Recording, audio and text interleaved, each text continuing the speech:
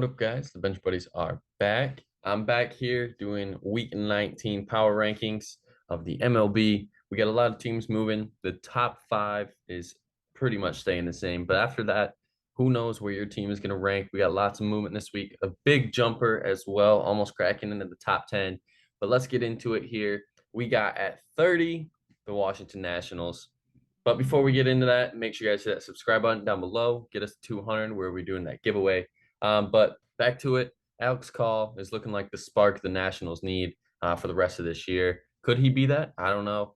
But he had a pretty got that call up and whatnot. CJ Abrams as well. He got promoted today. See how he does in his Nationals debut. Nelson Cruz got his 2000th hit and first national ever to actually achieve that. To achieve that 2000th hit wearing a national uniform. They're 28th in home runs this year. The only teams worse, well, are Cleveland and Detroit. Pretty much lets you know there, especially the Tigers. But they got 7 games this week, 3 against the Cubs and 4 against the Padres. 29th, we have the Oakland A's. They're on an 8-game losing streak. But you know what that means? A lot of the young guys are going to get their shot to prove that they belong in a big league club. But the pitching, surprisingly, has been really good. They're 1-2 punch at least with Paul Blackburn and Cole Irvin. They've been pretty solid here with a 3.71 ERA. But after that, it's kind of been dismal. And they have 7 games this week against some divisional opponents. 28th, we have my Tigers, and they already lost a game this week. So they are playing only 6 games this week, even though it's technically 7. They're last in the MLB with home runs with 66, and the next closest is Cleveland. That's actually 90 now after today's loss. And things are just keep getting worse here. They're 2-16 or 2-14 in their last 16 on an 8-game losing streak. Scooble's done for the year with left arm fatigue, and I think it's just a safe thing. They don't really need him to come back and pitch this year, but they got 3 more games in Cleveland and then 3 at home against the Angels. 27th, we got the Pirates. They're on a 4-game losing streak as well, and you can tell all these bottom tier teams here are on some losing streaks. 28th in almost every hitting stat. Brian Reynolds and Brian Hayes have been the only consistent guys, but the sign of the future is O'Neill Cruz. He showed in flashes, with his cannon of an arm at short and then him hitting some long balls. But he just needs to get those reps at the plate, get his average up, on base percentage a little better. He could be a star in this league for years to come. 26th, we have the Cincinnati Reds. They've lost 5 of their last 6. Lost the Field of Dreams game last week to the Cubs. And I think going forward, the thing that you're going to look for is just Joey Votto. He's going to be the only reason you're going to want to watch these games because their pitching is atrocious as they're going to limp to the finish line. 25th, we have the Kansas City Royals, and this team is going to be a very tough team to play down the stretch, especially in the AL Central, with 3 teams vying for that AL Central crown. And they've 6-3 in their last 9. Brady Singer, he's been dominant since July. Barlow, he's been good as well out of the bullpen. And Vinny Pasquantino actually won Player of the Week with 4 home runs in 6 games last week. 24th, we have the Chicago Cubs moving up a little bit, mostly in part just because they won a big game in primetime in the Field of Dreams game. And they're also 6-3 in their last 9. But now it gets into the bad news. Kyle Hendricks, is he even going to be back at the start of September? It was looking mid-August, pushing it back to September. Jay Hay, he's out for the year and potentially played his last game as a Cub. And this team's been one of the most inconsistent teams in MLB this year. 23rd, we have the Colorado Rockies. With a 263 average is actually the best in the MLB, but after that, it's just atrocious. That ERA of 5, which is bottom 3 in the league. Jose Iglesias is hitting 314 this year, putting in a great career year. I'm surprised he didn't get dealt at the deadline.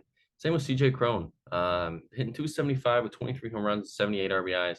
If you're looking for a first baseman, I'm surprised a lot of more people didn't call for CJ Cron. 22nd, we have the Marlins dropping down a little bit here.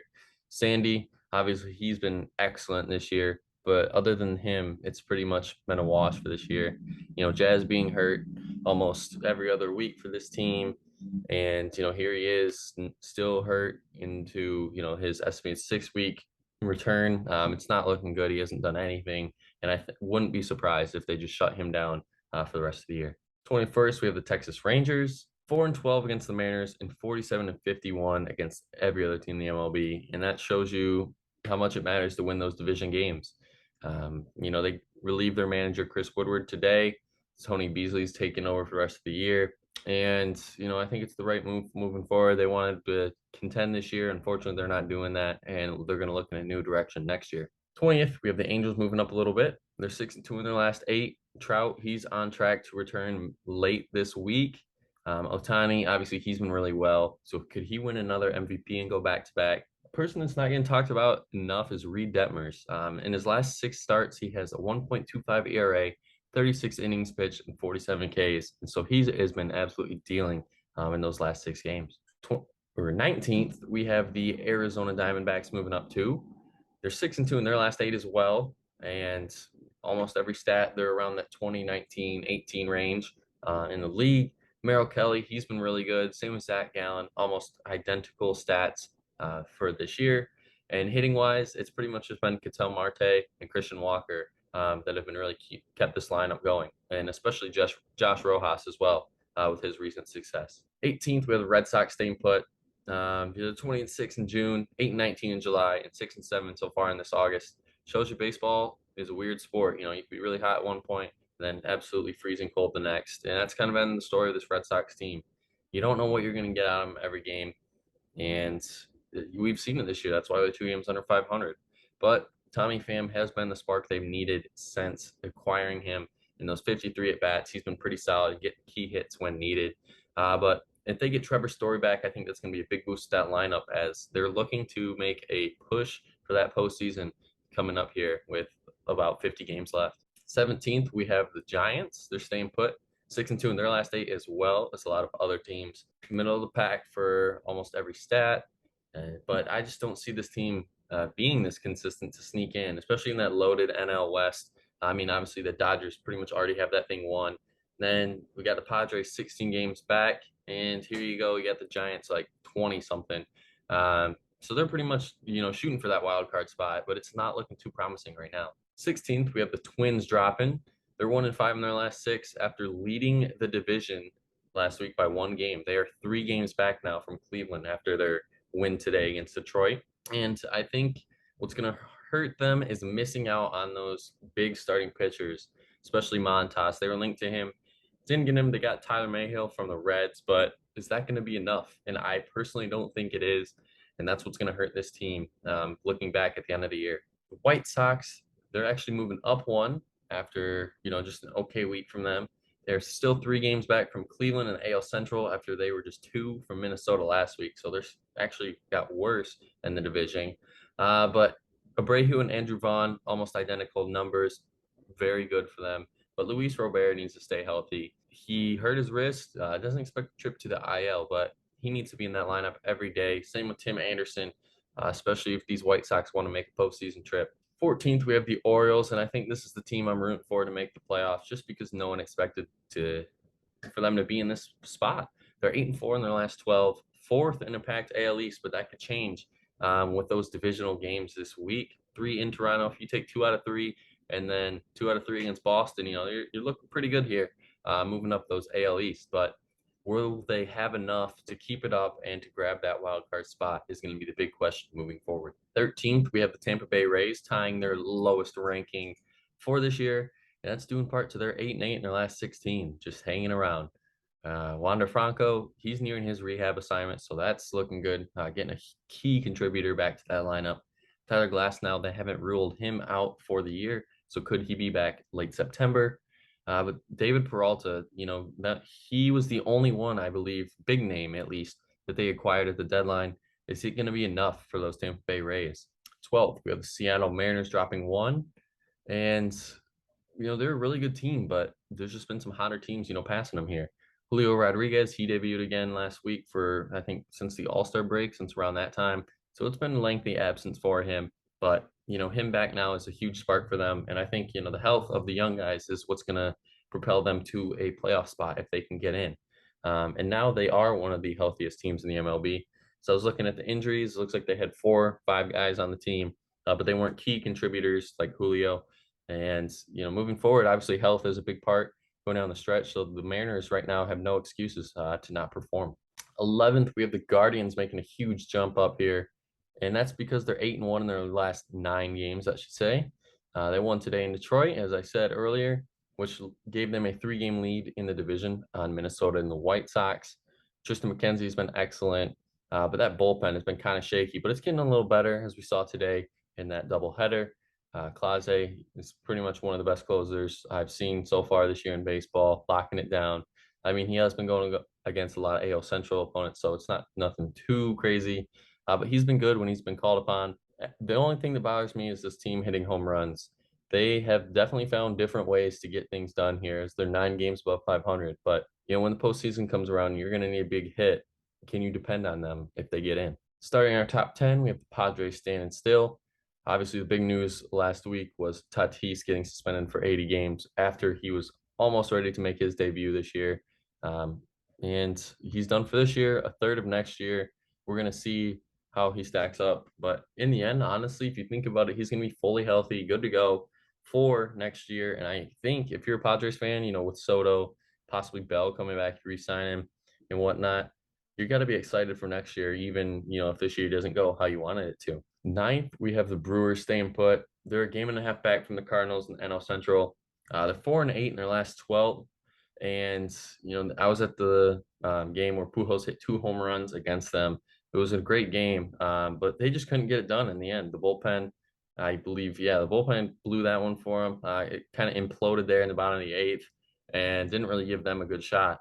But and that's why here the rotation's been excellent. Hitting, it's starting to get a little better. Rowdy Tellez has been very good, but they're going to struggle in the postseason if you're facing all these aces. I mean, the on base percentage is around 300, which is almost cracking the top 10.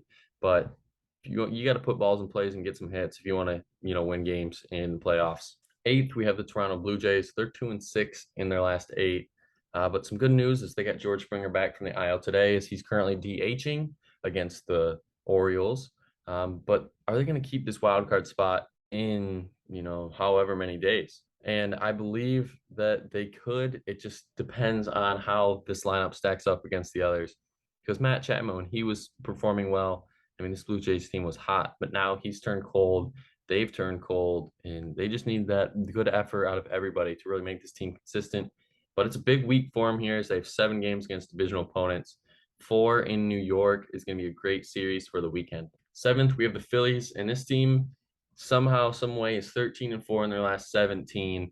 They hold the third and final wild card spot in Milwaukee for 1.5 games, and Harper's on the IL still. He hopes for an early September return. Schwarber, he's been out with his quad injury that he suffered just a few days ago. He's still not in lineup. Corey Knebel is on a 15-day IL now with the lat strain, so it's getting bad quick here for the Phillies. But they have still found a way to get some wins. Hopefully, Schwarber can be healthy for that series against the Mets this weekend because they need all the bats they can get going into that series. Sixth, we have the Cardinals with a game and a half lead on the Brewers in the NL Central. I said I was at that game yesterday, Sunday. 12-4 in last 16. And Pujols hit 2 home runs yesterday. I mean, 2 home runs this year is insane. He's 11 away from 600. And, it'd be awesome if he could do it. But, from how it's looking, he's going to need a few more of those games to get that done. I really like Jack Flaherty coming back soon and making an impact. I know they got Jose Quintana, but if one of those two guys can really pan out and throw 6 consistent innings going into the postseason, then I think this rotation is going to be a very underrated rotation going into the playoffs because you have Mikolas and Wainwright, a really good 1-2, but they got to find that 3 really quick, in my opinion, to get you through at least the first 3 games and then go from there. Fifth, we have the Yankees dropping 1, and they lost 10 of their last 13. That's why they're dropping here. But, Aaron Judge is still obviously putting up crazy numbers. The ERA has been really well. They just hit a rough patch, especially Clay Holmes. He is an ERA of north of 10 in his last 11 appearances. And they have a tough week as well. 7 games against divisional opponents, all at home, though, so they do get the benefit of the doubt. But Tampa's looking to come in and steal some, and same with Toronto. Fourth, we have the Braves moving up a little bit here, and they're on a 6-game winning streak, so I felt they did need to go up at least 1. Austin Riley has been a key contributor, and that's why.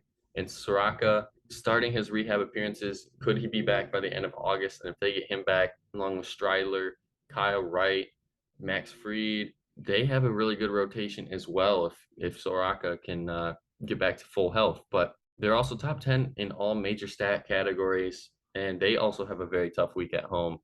having the Mets and the Astros coming in. Third, we have those Astros, and they're on a 4-game winning streak right now. Jordan has been excellent this year. Could he win the MVP? Probably not. It's between Ohtani and Judge, and let's be honest here. JV, could he win a Cy Young at the age 39? I think so. He's doing really good with an 1.85 ERA, 134 Ks after Tommy John surgery. I mean, that's just unheard of these days. And Lance McCullers threw 6 shutout innings in his season debut, and he looked really sharp. That's something to like if you're an Astros fan. But they have 7 games on the road this week, 4 in Chicago against the White Sox, who are looking to steal some, and the Braves, which will be a really good series. 2, we got the New York Mets staying put, 5.5-game lead on the Braves in the NL East. And they have a 4-game series in Atlanta this week. So, you got to at least come out there, split, keep that lead. But whatnot, I mean, Scherzer, DeGrom, and Bassett, 1 earned run and 18 innings pitched over the weekend. That's going to be tough in the postseason. I'm assuming this team makes it here, which they should. Once you get past them, then you got Edwin Diaz, probably the best closer in baseball this year. Those trumpets playing in the playoffs is going to be a sight to see, and you're not going to want to face that. And at 1, of course, we have those Los Angeles Dodgers, and they're 23-4 in their last 27. They have a 16-game lead on the Padres, top 3 team in every major stat category. Blake Trinan and Dustin May are expected back this week. May, his start should be on the 20th, which would be Saturday. And Kershaw, he's looked really good. At least all signs are pointing to good news. Him, Pilar, he looks like he's nearing a rehab assignment. And the only bad news is Walker Buehler today just got announced. He's going to be out for the year with his elbow surgery. Nothing Tommy John related, just elbow surgery is all I've heard. They have 4 games in Milwaukee, and I will be seeing them play on Wednesday. So hopefully I can get a better view on this Dodgers team here. But they have 3 against Miami at home to close out the week. That's going to be it for the video. Make sure you guys hit that subscribe button down below. Like, comment what you guys thought about this video. But until the next week's Power Rankings, Bench Buddies are out.